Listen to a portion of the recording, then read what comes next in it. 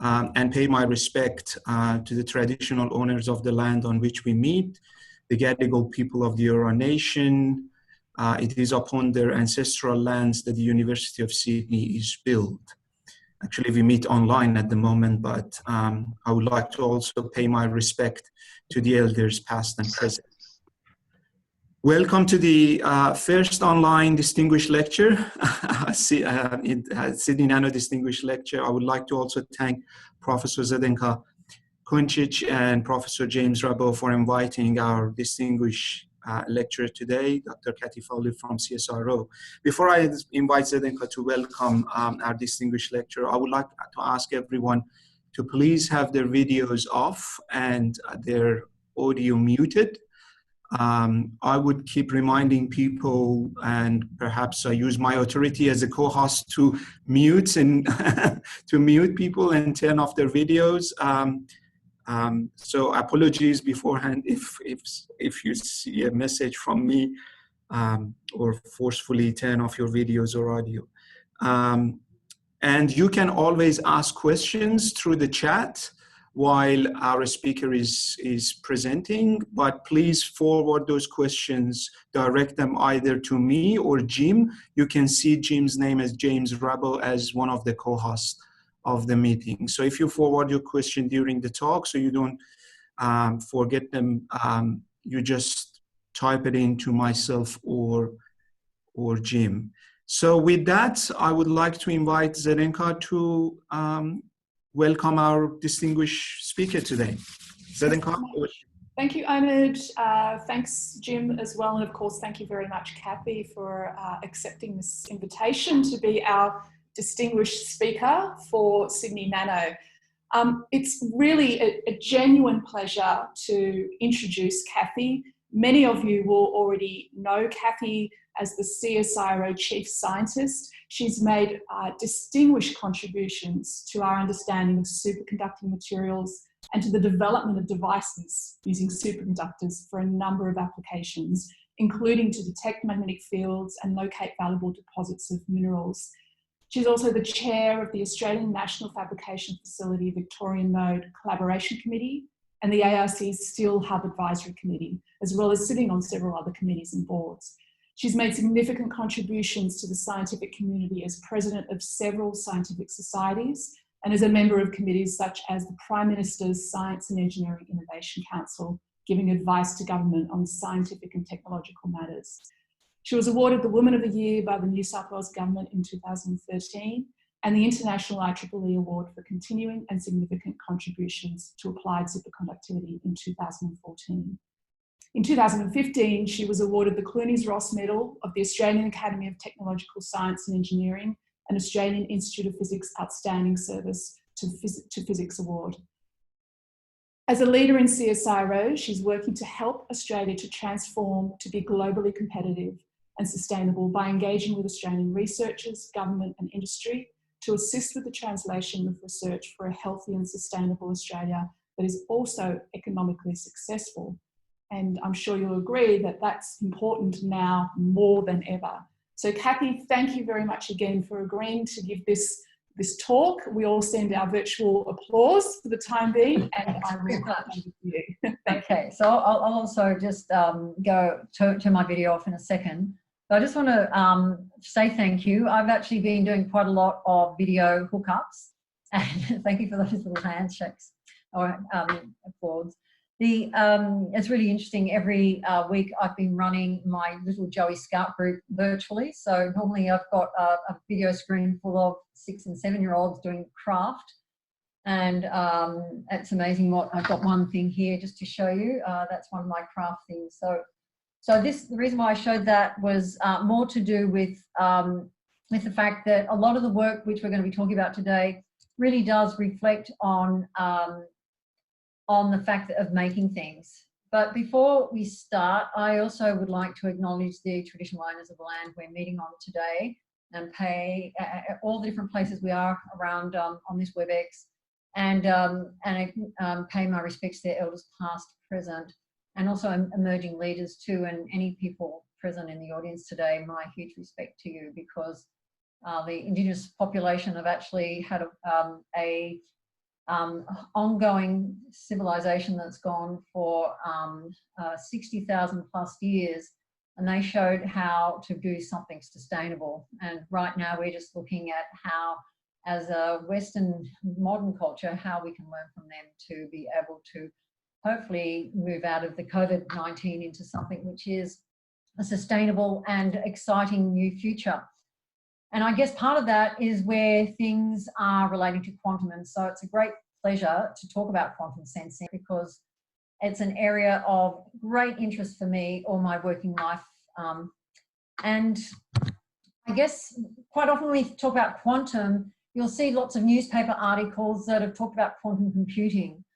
But what I want to do is actually look at the sensing side of it, which is another application. I want to look at what is it, what does it offer, and how is it different from classical sensing, and then focus a little bit on superconducting devices, because that's where I've done my research. But also, I think something that's sort of interesting too is looking at how we can turn these into something from a laboratory interest to something that can make a difference and have a commercial outcome. Let's start at the beginning, and normally I'd ask a question, what is this? And I often get, it's a Vegemite sandwich. But in fact, what you're looking at is the first transistor, which was developed after World War II in the Bell Labs in the USA. It's about the size of your small fingernail, and it's the first transistor. It was something which you have to accept and realize has absolutely changed the world in every possible way. We're probably wearing things on our watches, our computers, and we're even heading towards people having implants and things that have integrated circuits on them. So that really was, I guess, the basis of the first quantum revolution, and it led to all those things that have transformed our lives. And, you know, from broadband internet through to things which I guess we just take for granted every day, lasers and photonics and that sort of thing. But there's also other properties, quantum properties, which is not just the control of electrons between energy bands, but quantum 2.0 is the ability to actually control the other properties, which we've only been able to do in, you know, really in more recent years. And that's looking at entanglement, phase as well as amplitude, and superposition. And so the second quantum revolution is things allowing us to do things such as secure quantum communications, which will allow us to really have encryption that can't be beaten. We've got quantum metrology, which goes through and makes sure that we're able to have the security of devices, or the accuracy of devices, so that we know the measurements they give us are actually correct. And we've got quantum sensors, which is the focus of today, which is looking at being able to sense things in ways which you couldn't previously, with more sensitivity, with more specificity, and also in a range of parameters that weren't possible previously.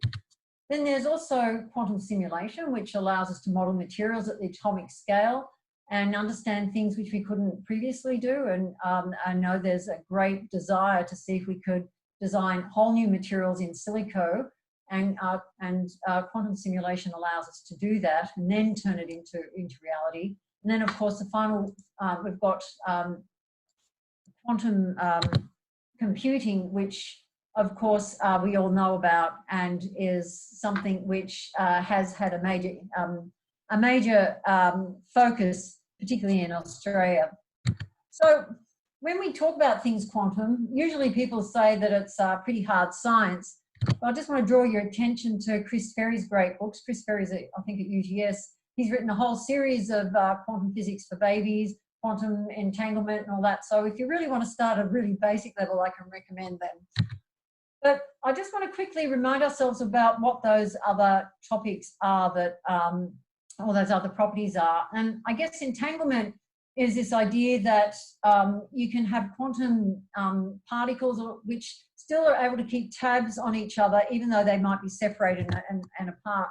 And I stole this from NASA, who went through looking at what was often referred to as spooky action at a distance. And so just very briefly, if you have a source of photons that send and they're sent out as a pair of entangled photons, that you go through and they love each other, but they go, one going to Alice, the other one going to Bob, that they're quite distinct from each other. So the photons are doing their own thing, but they still remain entangled. But then when Alice randomly chooses how to measure the polarization of her photon and doesn't tell Bob, and Bob also randomly chooses the way to measure the polarization of his photon and doesn't tell Alice, they actually realize that the results of their measurements are correlated, because the photons, even though they're far apart, are still intimately linked. And that's where what the idea of entanglement is. So the idea of potentially creating sensors that allow us to do things at a distance is something which could be really exciting. And I hate to break it to you, but I actually don't have any examples of that because I haven't succeeded in achieving that. The other one, though, that has been really important, particularly in superconductivity, is where instead of just looking at the magnitude or the amplitude of a signal, the importance of phase actually, and being able to cohere that allows you to get greater clarity, which we all know was the consequence of Polaroid glasses, which is a pretty weak analogy, but it's at least a starting point to see that by taking phase into account can really help sharpen up a measurement.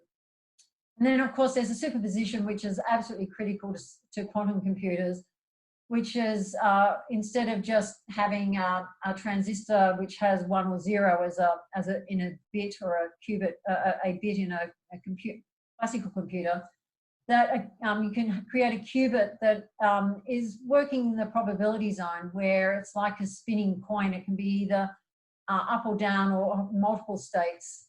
And it's, I guess everyone's referred to it often as Schrodinger's cat model, where if you have a box you can't see in it, that you can have the cat either being alive or dead dependent on what's happening inside.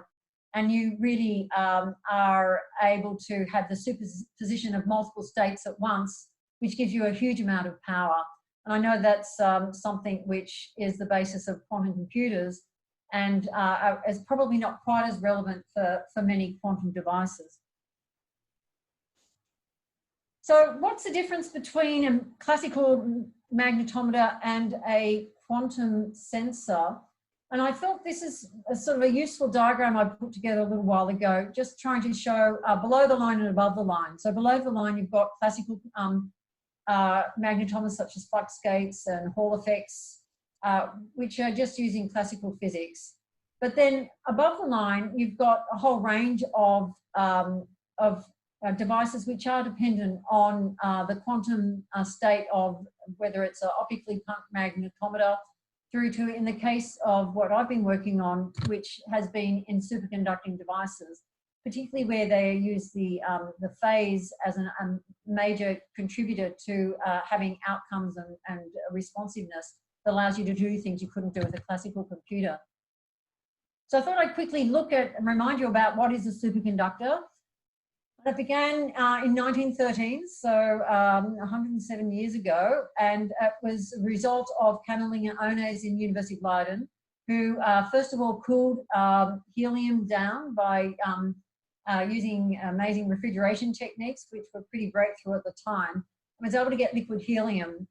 And being a good physicist, he decided to go through and look at what happened when he cooled mercury. And they got something very unexpected. And this is taken from the published paper. And it shows that at just before 4.2 Kelvin, so it was like he chose mercury, they suddenly saw the disappearance of the current flow and of the resistance, and had a zero voltage, and so therefore was able to get zero resistance. And as a consequence of that, we've been able to see a range of different properties of superconductors that have been around since then. And there are very many materials. So the first one is, of course, having a point of critical temperature where you lose all resistance to the flow of electricity. And that's been absolutely critical for things we use every day, including MRI machines. Another property is that because you have a persistent current, that means that its interaction with a magnetic field that's opposed to it creates a Meissner effect or a responsive magnetic field, and so you get magnetic levitation. And you can sort of see a very interesting and very probably not so useful application of levitating a sumo wrestler that's about over 100 kilograms in weight.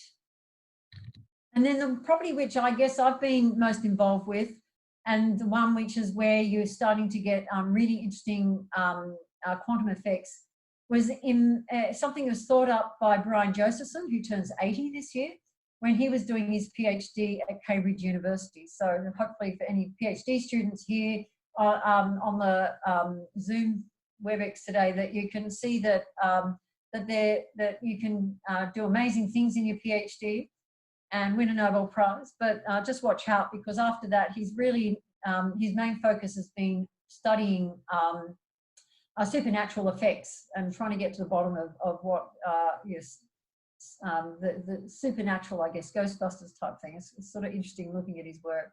But what he came up with was a recognition that if you have two superconductors and have a gap between them of some sort, that you can get a tunneling current that goes from one side to the other, and it has a very nonlinear effect, which you can see by when you apply a magnetic field. The Josephson current has this almost like a quantum interference or a optical interference effect. And so that's called a Josephson junction, and it means that if you put that structure into a device, you can make a very sensitive magnetic field sensor. So just to remind you that the whole idea of a superconducting current is that you get Cooper pairs forming when you get below a critical temperature, and they're able to flow through a structure without any interruption by the lattice. But the thing that's really interesting is that a superconductor is a material that is the property of lots of materials, from whether it's aluminium, tin, lead, and niobium, but it's only demonstrated if you cool it below that temperature. And in fact, there's a theory that all conductors are potentially a superconductor, but we just can't get them cold enough. I'm not sure if that's true or not, but that's one of the theories. So now I want to move to 1996. We started in 1907, but now we're at 1903, and now we're at 1986. So that was an important year because not only was Ronald Reagan the American president, we also had the International Year of Peace. Oprah was beginning to come onto our screens, saying she really cares for us. We used or had cameras which were disposable instead of and cheap and readily accessible.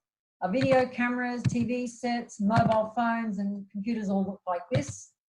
But also in IBM in Zurich, Bednoz and Muller were working on new materials that they thought might be superconducting.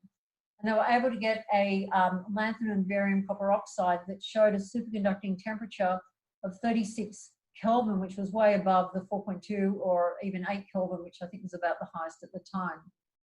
This was really exciting. And then a few months later, I'm sorry, that's a bit mangled, but a team at University of Houston under Paul Chu were able to create yttrium barium copper oxide, which is a ceramic, but was showing a critical temperature which was above liquid nitrogen temperature. It was so exciting at the March meeting in the Institute of Physics in the US had what they call the Woodstock of Physics. It was on the front page of New York Times, which doesn't happen very often. And as a consequence, it really took on the world by storm. It was on the front page of Time magazine. So why was it so exciting? Partly because it showed that you could make a superconducting device instead of being cooled by helium, which is expensive and difficult to handle. You could cool it with liquid nitrogen, which is cheap and easy to handle. So there's, those of you who work with helium, and particularly with dilution refrigerators, know that it can be tricky, while liquid nitrogen is much simpler. There is a big problem, and this is just to put it out there because I'm really desperate to know this, that picture of the electrons passing through as pairs through a conductor, where you saw the flexing of the lattice. That's called the BCS theory, and it predicts that the theoretical maximum of critical temperature is about 30 to 40 Kelvin. And that above that temperature, those Cooper pairs, the pair of electrons, don't actually form. And so that 1986 discovery of high temperature superconductivity actually has broken that limit. So it means that the BCS theory is not quite right. So there you go, off you run, find out the theory for high TC, and there's a Nobel Prize there for you. So if you're looking for something to do. I'd like to try and find another picture of this, but it's I've never succeeded, and I probably should make my own, but this is just to give you an impression of why this was so interesting and so important a discovery. Superconductivity could absolutely revolutionize modern society, from whether it's transport, energy provision, energy storage, communications, computing, sensing. It's got so many applications. If it were able to be a room temperature superconductor, for example, it would really revolutionize a whole range of different applications.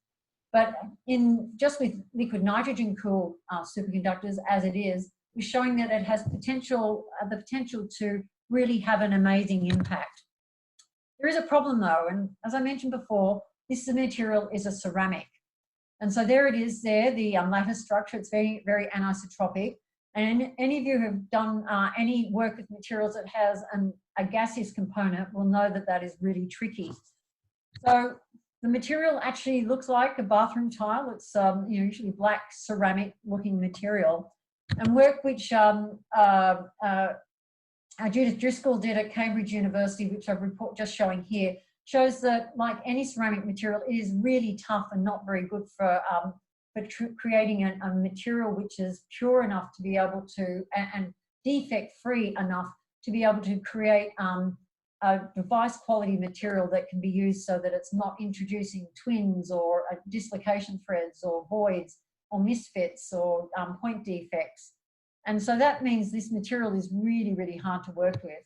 The other is also that coherence length, which is the length, gives you an idea of the size of that, the gap you have to have between two superconductors to create a Josephson junction has to be about 2 nanometers. And so therefore that means that you have to make structures which are really small and very hard to do.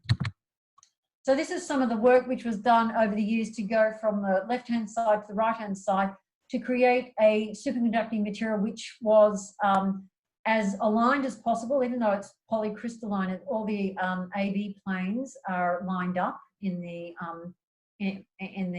planar part of the film, and the C-axis perpendicular.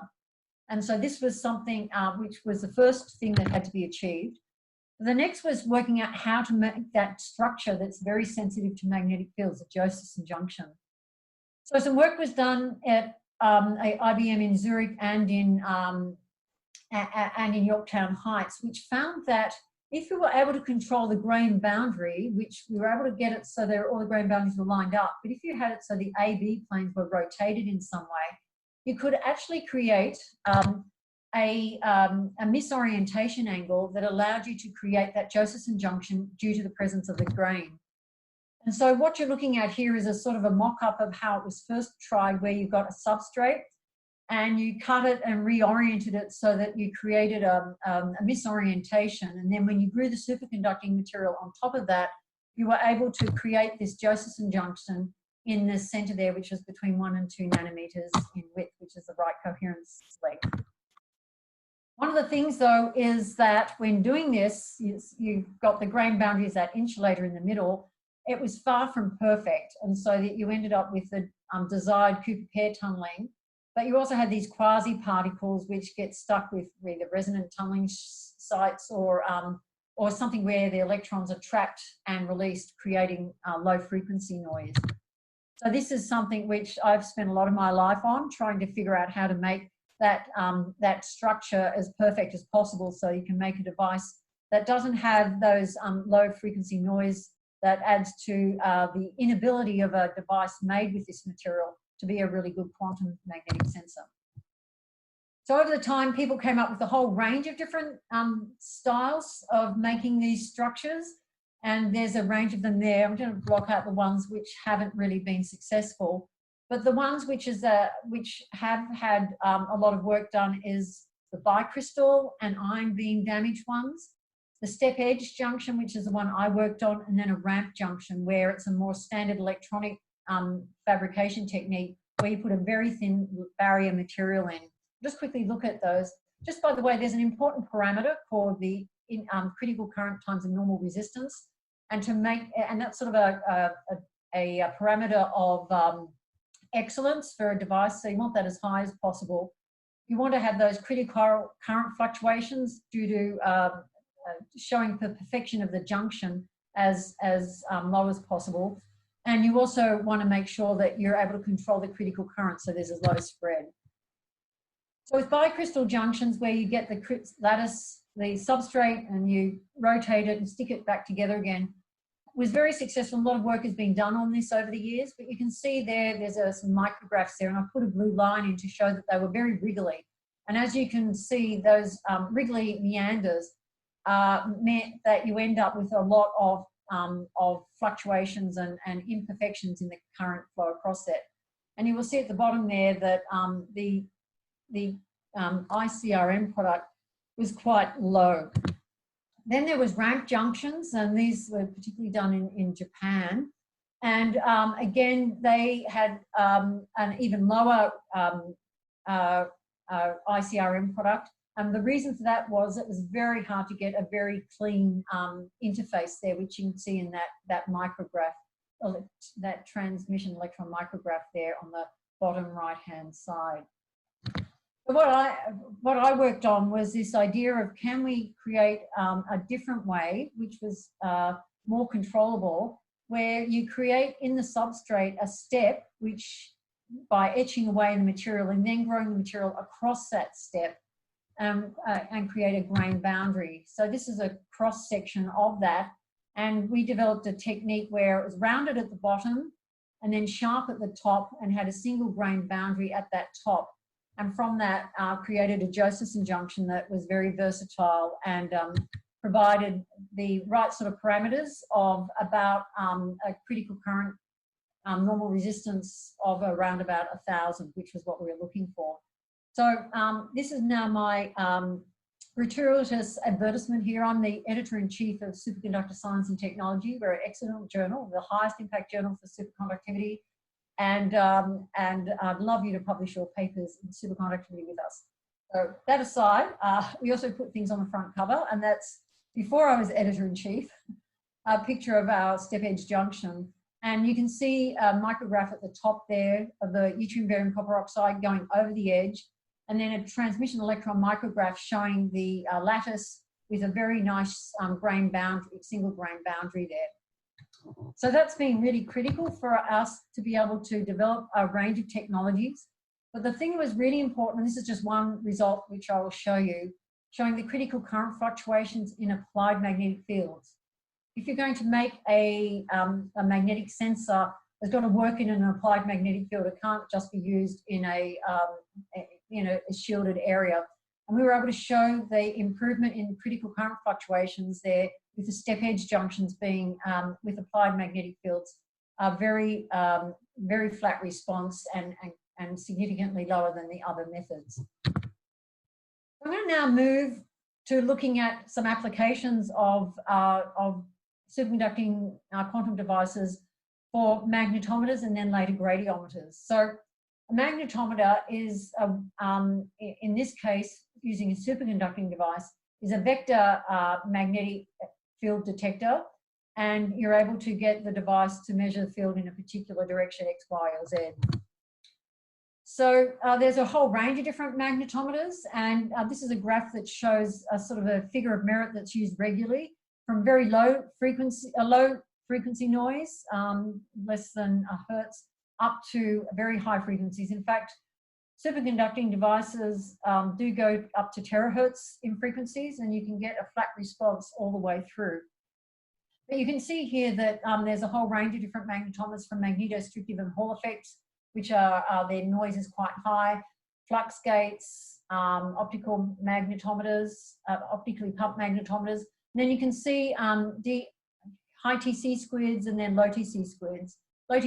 low TC squids are ones cooled with helium, and high TC squids are cooled with liquid nitrogen.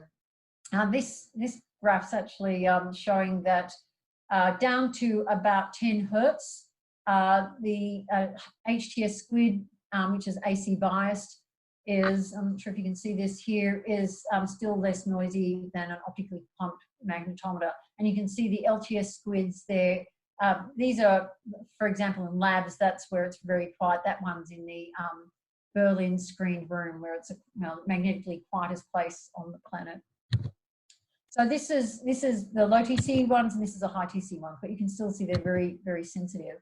And just to give you an idea of relative nature of magnetic fields, you can see here that there's the Earth's magnetic field, and then go down, so that's quite high, 60 microteslas. Then you can see here the magnetic field from a car passing by, a screwdriver, a transistor, magnetically screened room, and you can sort of see there where different biological ones, like from the lung, digestion, heart, brain, evoked signal.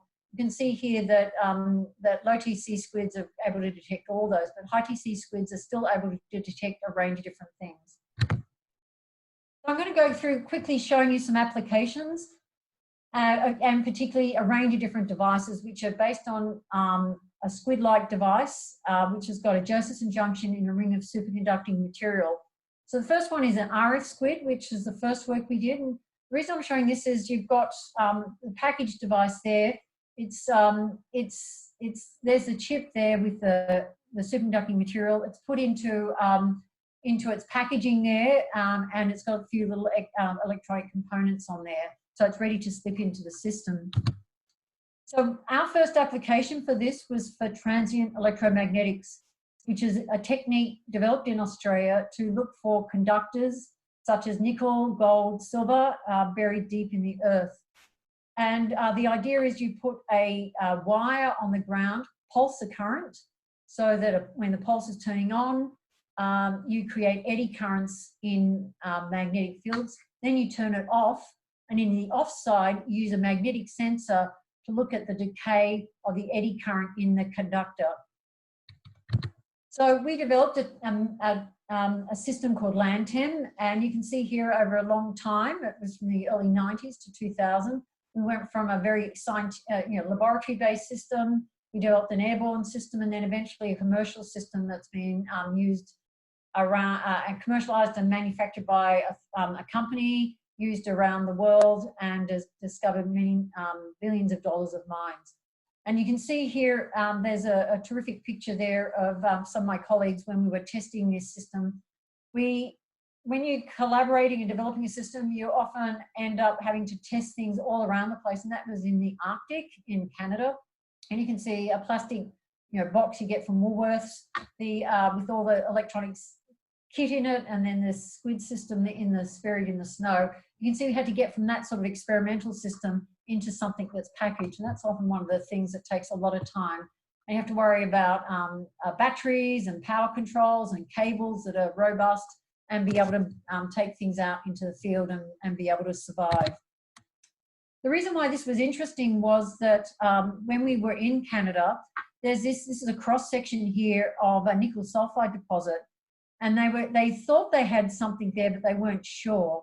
And they used to use induction coils to be able to detect it. And this is a sort of looking from the Earth's at the top at the Earth's crust, and then as you go down, looking at the signal you get as you go deeper. And what you were looking for was some sort of response in the deep area, which you can see the coil is very straight and showing they couldn't detect the material there. The squid system showed there was a material there, and what you saw was what they call a superconductor in the mining sense of a very high quality $300 million nickel sulfide ore body. So that got industry very interested. And then back in Australia, we did the same measurements for BHP, and this is again the coil technique, and this shows a bit better. We've got the sensor output over about 1 kilometre in distance.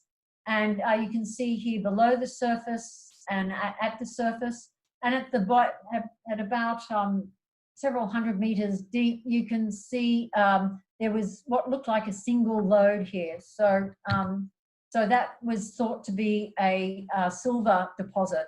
We did an experimental trial with them to just check and found a very different result. And it was identified 2 lodes. And so instead of BHP putting a borehole, which would have been right down the middle where they would have originally done this, they moved it and put it down the center. And as a consequence, we were able to help them go from this sort of thing where you're doing a field trial in the middle of nowhere to being the biggest silver mine, the Cannington silver mine, which helped BHP get that up and going 18 months earlier than they would have, because we were able to show exactly where that ore body was. So now I want to move on to other applications, which is, that was RF SQUIDs, using an RF system to be able to put the device into the electronics. This is a direct drive system, which is more sensitive, and it's a DC SQUID. And I'll just go through and show you, you can see it's got a very broadband behavior. This is an unshielded response, which is why you can see the noise from power lines. And you can see it's quite a good response. The low frequency response is not being measured properly, so you probably shouldn't take any notice of that. But you can see a very strong response there. And you can see the packaging and how in the design of the device, they've got 2 SQUIDs so that they can decide just for improving yield, which one is the best one to choose. We're not the only ones working this work, and I just want to show 2 bits of work done in other countries. So this is work being used for magnetic sensing or biomolecule magnetic nanoparticle detection, which is developed by MagQ in Taiwan. And they've been developing an AC magnetosusceptometer, which can be used for looking, in this case, for detection of Alzheimer's as an early onset. And what they've done is a range of different clinical trials, which have been able to show quite clearly early onset. And that's something which has led to them having this in Taiwan and in some other countries as a method for detecting using a biomarker to be able to diagnose Alzheimer's disease. In Japan, this is work which was originally started in Australia in our team, but then taken over by Toyohashi University, and it, for a range of reasons, because of the way Japanese funding is set up. And this is a metal in food detector looking for metal in food. And this is where it's in a laboratory. It's actually in a dairy industry in Japan, looking at metal shreds in block cheese and cheese blocks and shredded cheese products. And the way this works is that you've got the sensor going through an applied magnetic field just to enhance the magnetization of any metal ferrous present.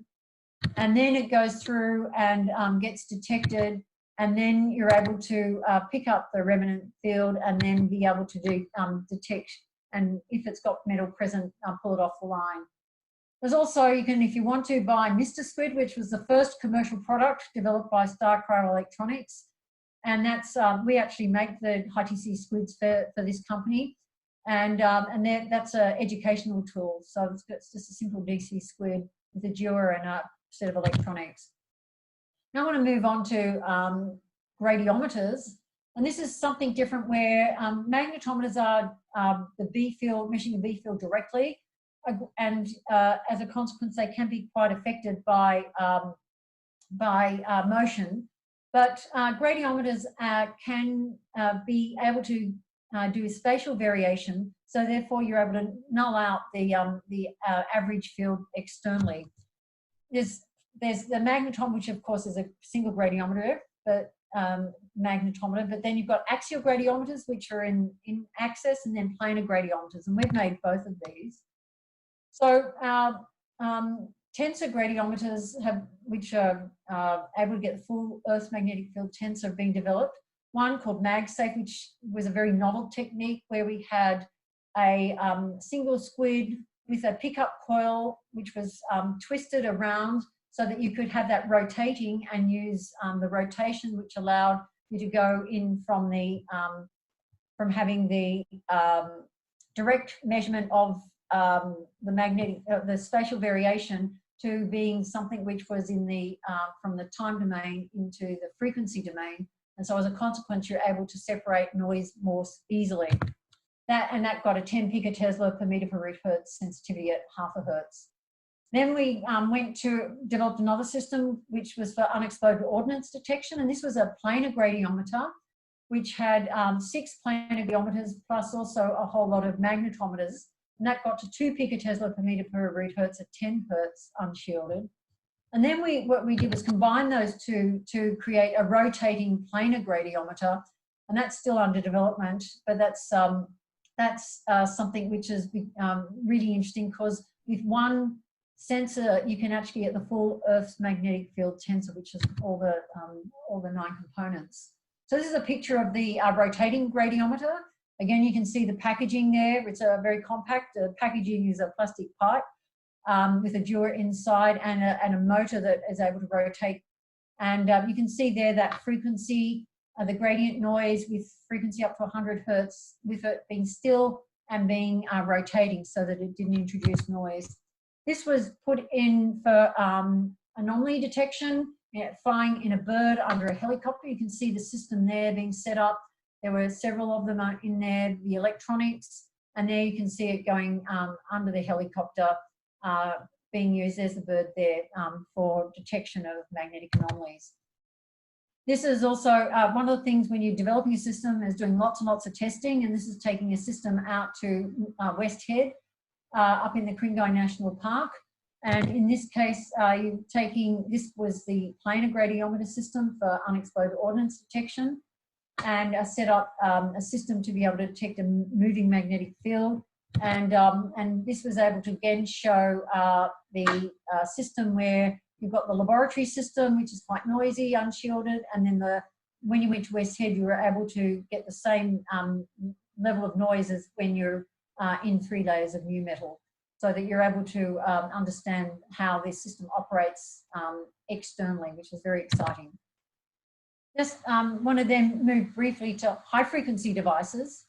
So superconducting Josephson junctions are able to operate in up to half a terahertz because of the AC Josephson effect, and that's a result of the what's called the band gap in the superconductor.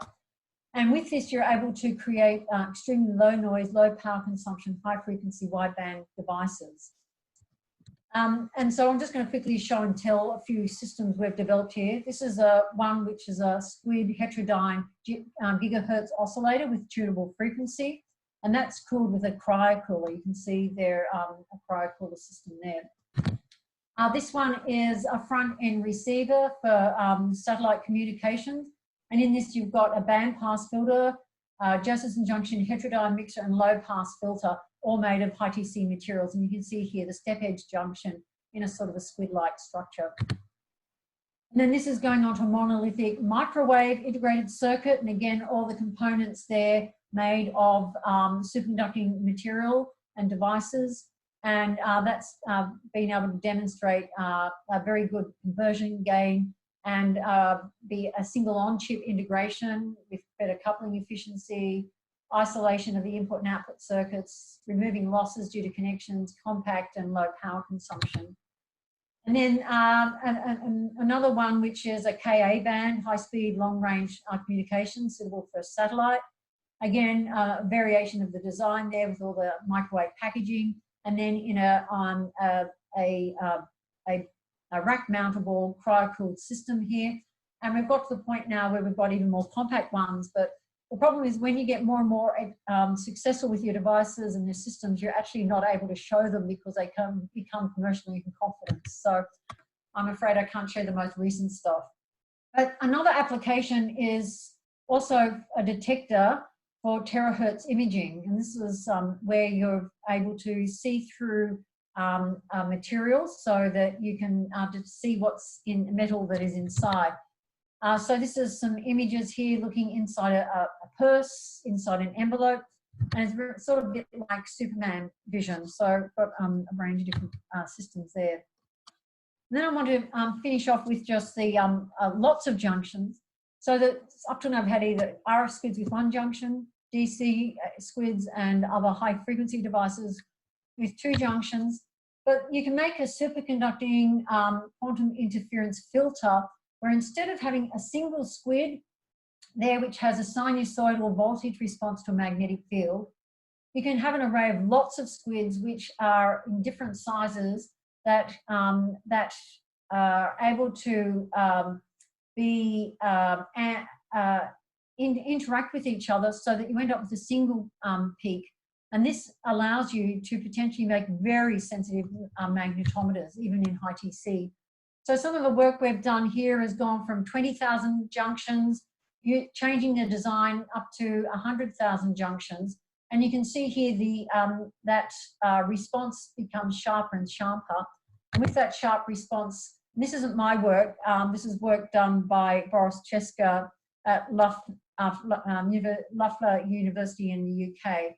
But this is the idea that if you see this is a high TC SQUID on its own, LTC SQUID on its own, a nano SQUID here at 4.2 Kelvin, he's shown that he's able to get noise down to lower levels there by using these arrays. So we're working on that now as making super low noise magnetometers. And as I mentioned before, quite often the work you do when it becomes really interesting like that also becomes sensitive and we're not able to talk about it. So instead what I want to do is talk about how do you get there. So in order to make a quantum sensor work, you have to make sure that it can be reproducible. You've got device yield, that you've got unshielded operation for magnetometers. It's got to be in a cost area level that people are willing to pay for it. Got to have low noise the noise under control. Performance is what's wanted. You've got to control the parameters such as the IC spread.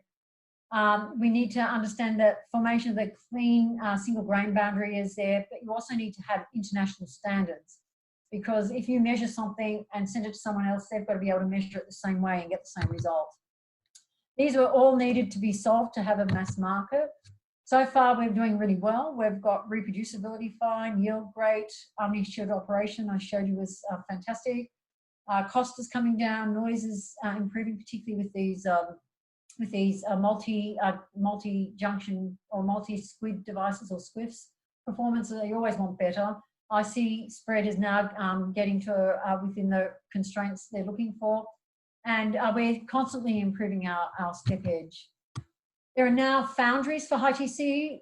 So CSIRO has a foundry, as do Cetera, StarCryo Electronics, Enpuku, IPHT, Jena, and Sumitomo Electric in Japan. And all of them are based on using creation of a grain boundary, which we created there. And as a consequence of that, there are commercial products which have been developed in the last 30 years, from filters on for mobile phone towers, mineral exploration by CSIRO, food safety in Japan, filter systems on defense boats in the US, in Germany. They've also been, particularly in South Africa, using SQUID systems for mineral exploration.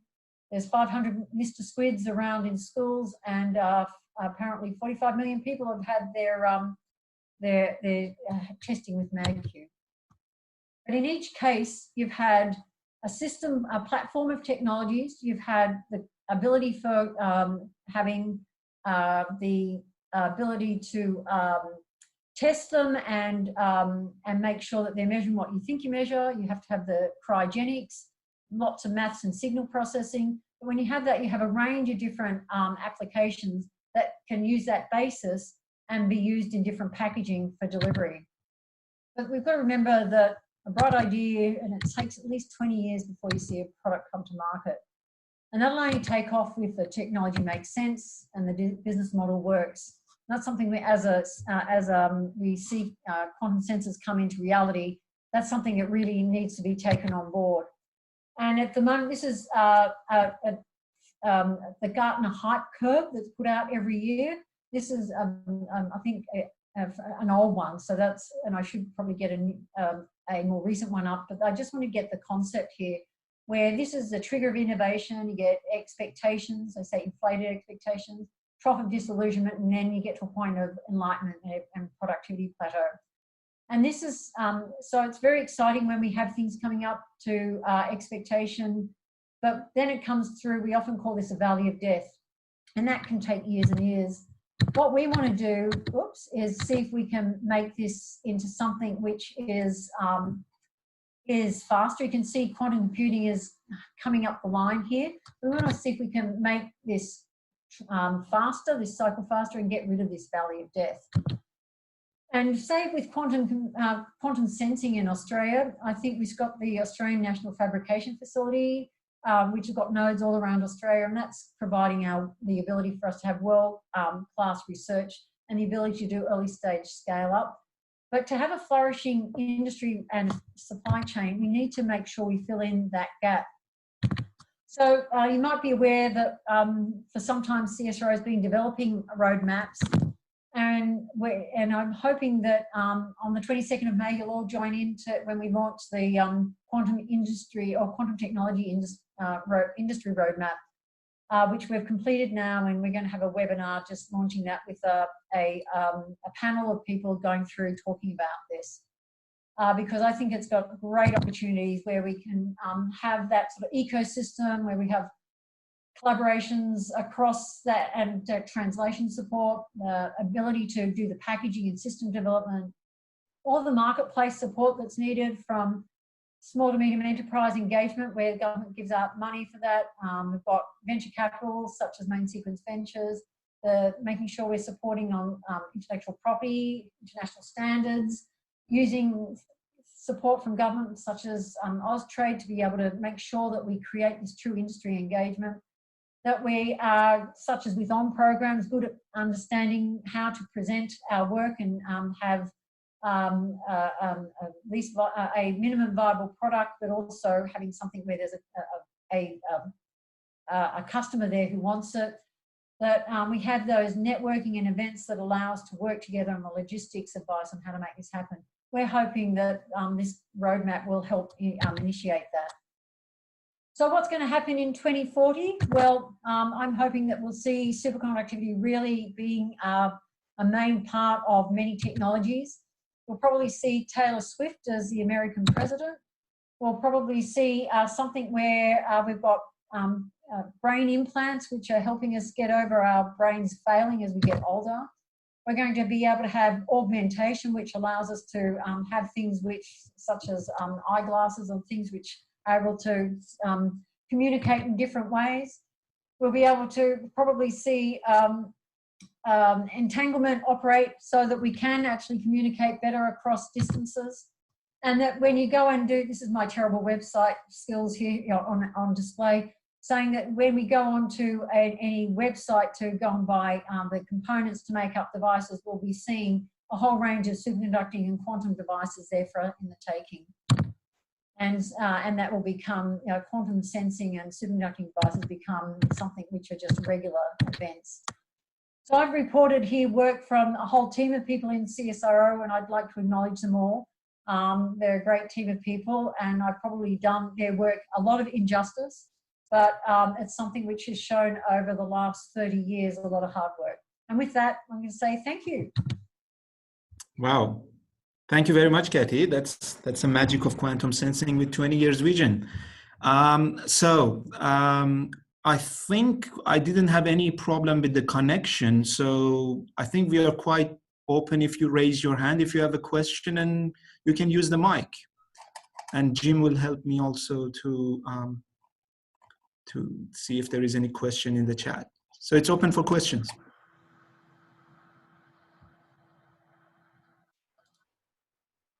Anyone?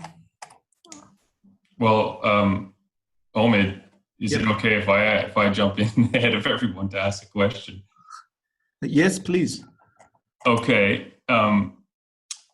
Thanks very much, Cathy. That was fantastic. I'm interested in the commercial aspect of and the role CSIRO plays in Australia.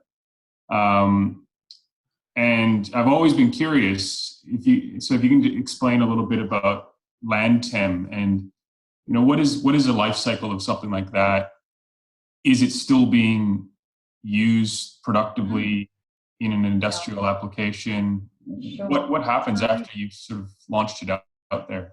Yeah, look, that's a really good question, Jim, because when you develop a system, it's not as though you throw it at the fence and someone commercializes it. So we still have, because it's a small volume industry, it's it means that, so they're owned by, as far as I know, 3 companies have them. So 2 in Canada and 1 in Australia.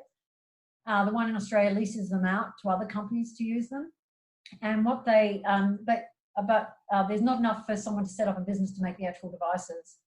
So CSIRO still is, with their foundry, makes the superconducting devices when they need replacements, but they actually last for a very long time. So the devices, and sometimes some of the systems repairs and maintenance, they ask us to, under contract, to do some of that, but they also do some of it themselves as well, particularly the Canadian groups. So you need to have, there's that long-term relationship and the post-customer support, which is not insignificant. And those systems, yeah, are still used. In fact, if you go on to the ASX announcements, you'll see LANTEM being used to, where a mining company will announce to ASX that they've used LANTEM to discover, or they've discovered a new anomaly, and therefore their share price goes up. So, so that's how we know how it's being used, as well as at the moment we're working to create LANTEM 2.0, because the other thing is that system was developed, 25 years ago, and it's old technology. And so now we can make a more sensitive system, which can, and we're just going through the process of working out what's the right business model. And it may be that the right business model is that you actually have a logistics company where you actually have the LANTEM system where you might want 20 of them, but you always they're booked out, and so you then send them out and people are trained to use them, and so then they send them out, use them, and come back, and then you do the repairs and stuff, get them ready, send them out again, so that you book them like you do, say, on online type thing. And that's something we're working with a company on whether that's an option for LANTEM Mark II, because the LANTEM Mark I company is very happy with what they've got, and they don't want to enter into an agreement type grade because it's an SME, and they're happy, they're making enough money, they don't have ambitions to go further than that. So so it means though that it's not for something to have impact. You only have so many systems so many I guess commercial products in your career, in your lifetime. And that's one of the things which I think a lot of us don't realise. So and it's interesting, as our team has grown, we've got a number of different products which people are still getting over the line into commercial use. You might have one-offs, but one-offs is just a one-off, where you make a system and people use it for a company, but that's not a business. That's just a one-off fabrication. Someone else is using it as a product for their business. I mean, a good example of that is we made a low temperature SQUID system, like a LANTEM system, using helium SQUIDs for BHP, and we made one of them, and they have that system which they use, and we have no idea what it's like. Every now and then we might get a request for an LTS device, but we actually recommend that they buy them from someone else, because that's not our focus. Okay, thanks, Cathy. I think we go to Zdenka. Thanks, Cathy. Great talk, as usual.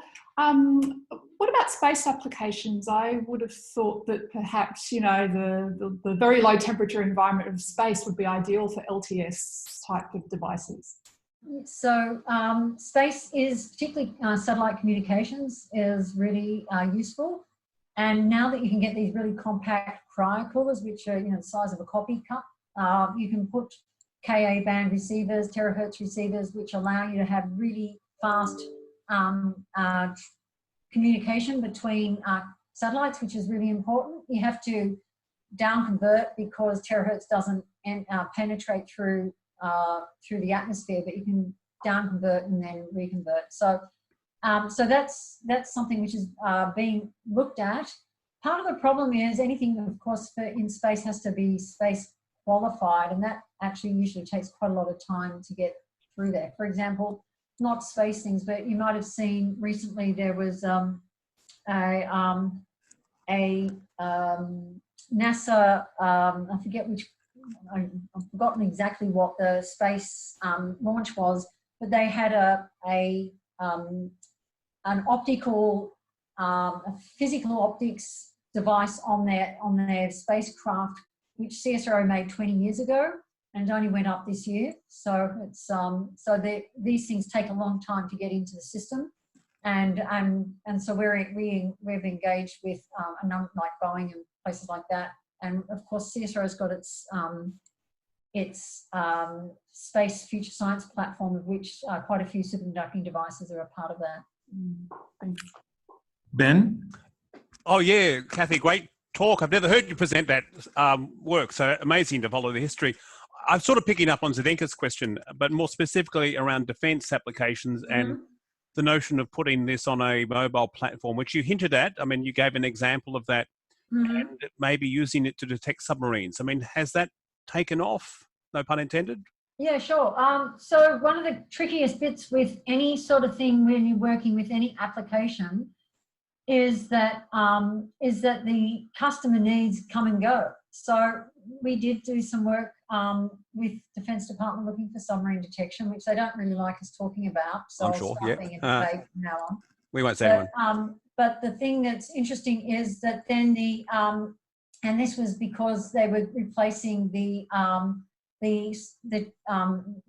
MAD systems in their aircraft with they were replacing that aircraft with a new Boeing Poseidon aircraft, which flies at a much higher level, and so we were working with them with a potential replacement for that. But then they actually made a change in their